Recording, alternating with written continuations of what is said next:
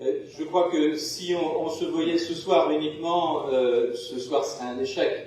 Que ce soir n'a de sens que si la soirée se prolonge bien plus avant et dans d'autres rendez-vous.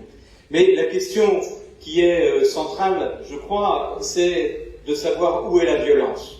Où est la violence? Chez les manifestants, chez les syndicalistes, envoyés au tribunal, mais envoyés au tribunal par qui?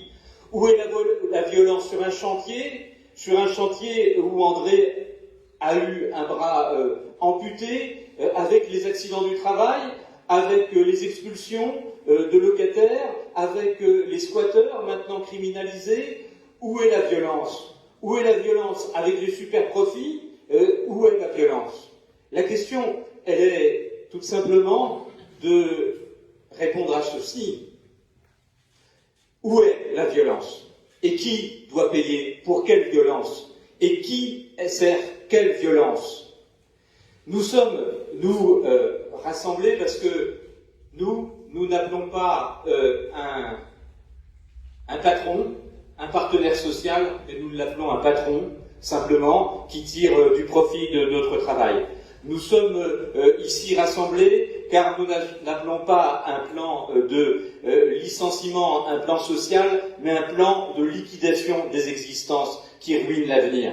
Nous sommes ici rassemblés car nous n'appelons pas des migrants des sortes d'OQTF moitié aliens, certainement sauvages, mais nous les appelons nos semblables et qu'il faut bien évidemment les considérer souvent comme des chances. Nous sommes ici rassemblés car nous n'appelons pas les jeunes des quartiers des barbares, mais des jeunes qui subissent des discriminations entremêlées, généralement racisées, et que l'on envoie de surcroît, en plus, très souvent au tribunal. Nous sommes ici rassemblés car nous n'appelons pas, nous, les sans-fac, des dossiers qu'il faudra régulariser, si l'on peut, quand on peut, mais simplement des jeunes qui sont victimes du tri social qu'organise Parcoursup.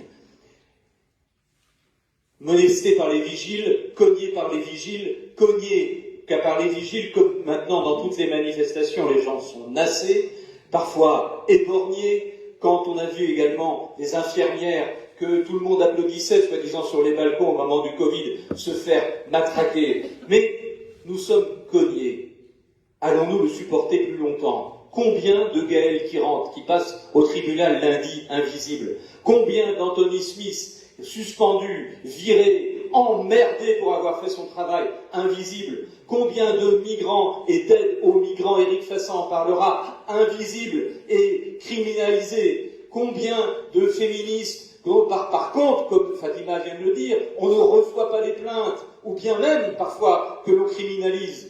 Nous avons perdu cette bataille culturelle qui consiste à situer exactement où est la violence, où est leur violence. Combien de Caille, qui est là et qui parlera tout à l'heure, suspendus, mutés, virés, sans même savoir pourquoi, de l'éducation nationale.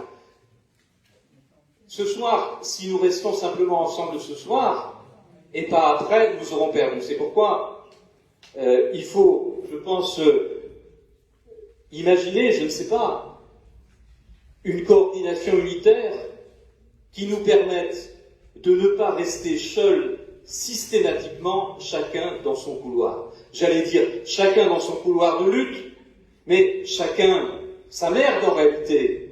Parce que chacun dans son couloir de lutte, la plupart du temps nous perdons toujours.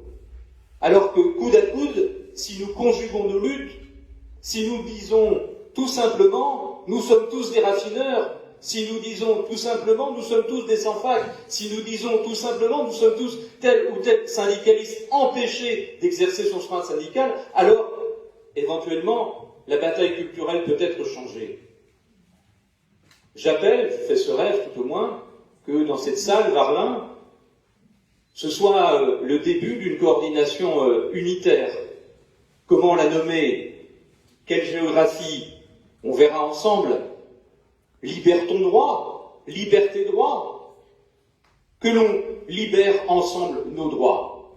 Et que cette soirée, contre ceux qui produisent de la violence, ce soit simplement un apéricube, parce que leur pot de départ, on l'organise.